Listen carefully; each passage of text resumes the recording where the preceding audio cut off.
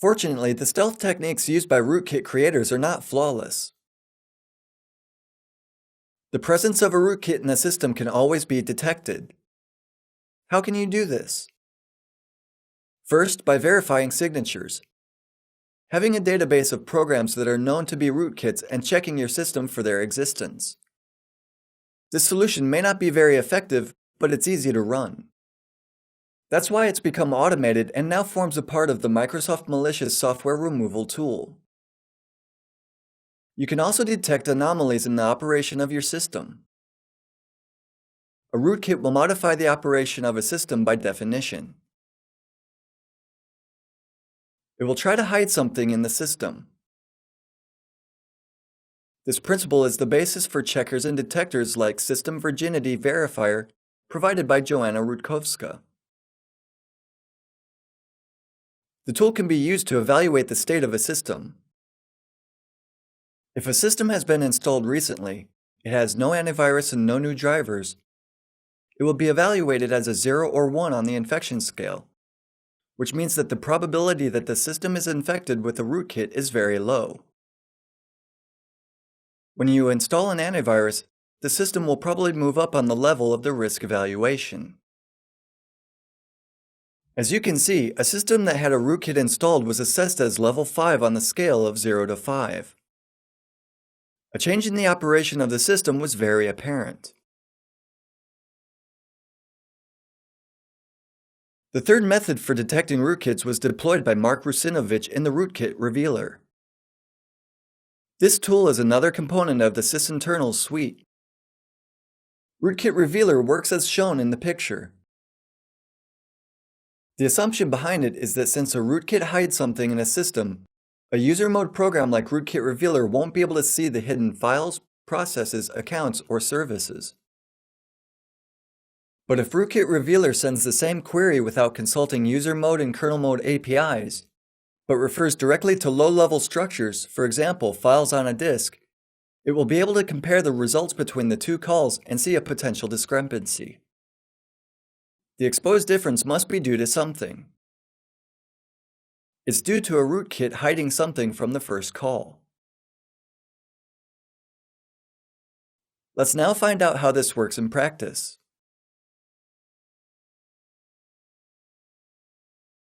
Let's start by looking at the rootkit from the viewpoint of an attacker's computer. The computer has Hacker Defender downloaded from the internet and installed. The program's basic version is made up from only 2 files. A binary file, an exe file which is in fact the rootkit, and the ini file which is the rootkit's configuration file. If you take a look at the configuration file, it turns out that it only requires to specify what objects are to be hidden in a target computer system. They can include processes, services, registry entries, free disk space, open ports, or files and directories.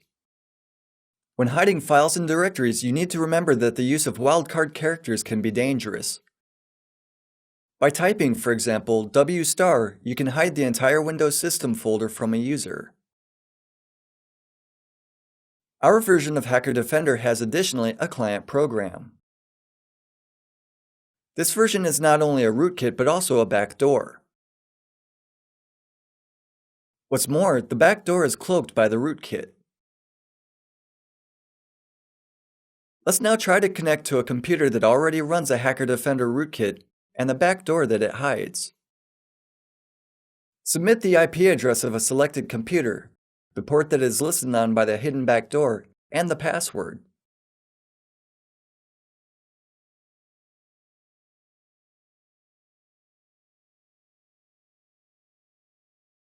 We've successfully connected to the target computer. You can access the victim's command line interface. The last thing we'll do is taking a look at the contents of Cecil's desktop. Cecil is a user who logged onto the attacked computer. Note that the user's desktop, besides folders like autoruns, contains a zip archive and a folder named hxdef, an hxdef100r folder, and a zip archive of the same name. A lot of suspicious elements. You can plainly see that they can be found in the user's desktop.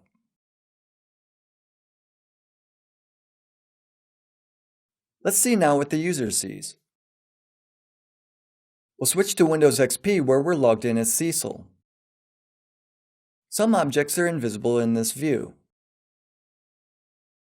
To give you a better picture of this situation, let's create a new folder and create a file inside of it. Everything's in order. We'll create a second file. As you remember, the Hacker Defender rootkit was set to hide objects that have the name starting with hxdef. We'll change the file name so that it includes that string. After the window is refreshed, it seems like the file is gone.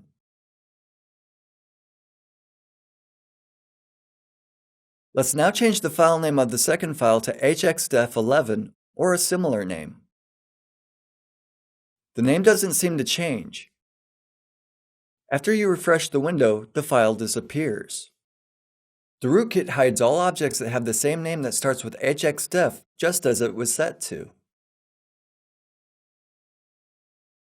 The folder we created is visible in the desktop but seems to be empty.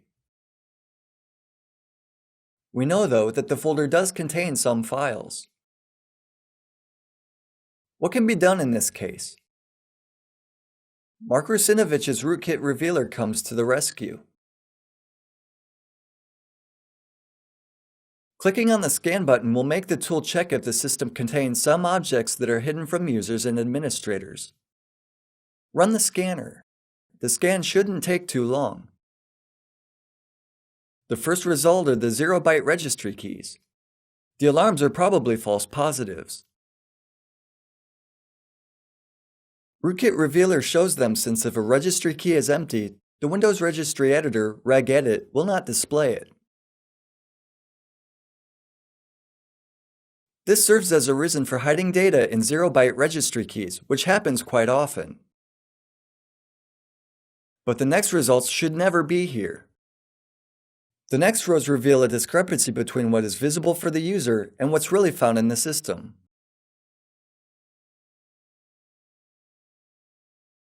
A user can't see registry keys that, as you can gather from their names, are related to Hacker Defender.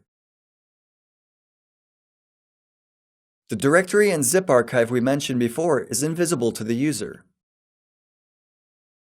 You can also see here the files that we hid a moment before. We changed their names. Detecting a rootkit is possible, as you can see, but removing it from a system is a much more demanding task. Before we move on, it's worth taking note of the race between Hacker Defender and Rootkit Revealer. As you've seen, Rootkit Revealer is able to successfully expose a Hacker Defender rootkit. Knowing about this discovery, the Hacker Defender developer tried to get the better of the scanner and hide the rootkit again. How can you defeat Rootkit Revealer? A Hacker Defender rootkit's configuration file contains a section where you can specify processes that the rootkit will not hide from. The section names Rootkit Revealer as one of the such processes by default. What is the purpose of this action? Scanning a computer with Rootkit Revealer, the program sees all the objects in the system.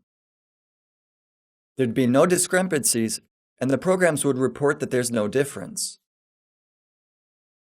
Mark Rusinovich, who wasn't working for Microsoft at the time, was notified about this move by the tech support staff who detected this in their customers' machines. A counteraction is hiding Rootkit Revealer from the Hacker Defender. The scanner creates services with pseudorandom names and so on. This is in fact a no-win situation.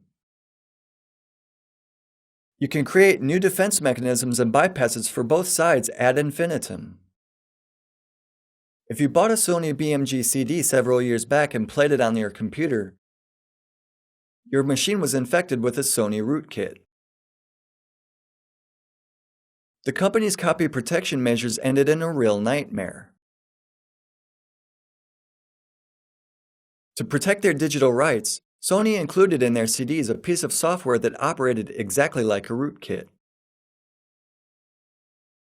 The software would install and hide in the system to track and prevent copying the music. After the scandal was made public by Mark Russinovich, Sony admitted to making a mistake and withdrew the rootkit-infected CDs. Coming back to the main issue, what steps can you take if you detect a rootkit? If you're able to find legitimate-sounding guidelines for the rootkit removal on the internet, you can well follow them. Unfortunately, it's far more probable that eliminating the rootkit will involve disk formatting and reinstalling the system. Removing some files or changes made by the rootkit doesn't mean that all changes have been founded and deleted.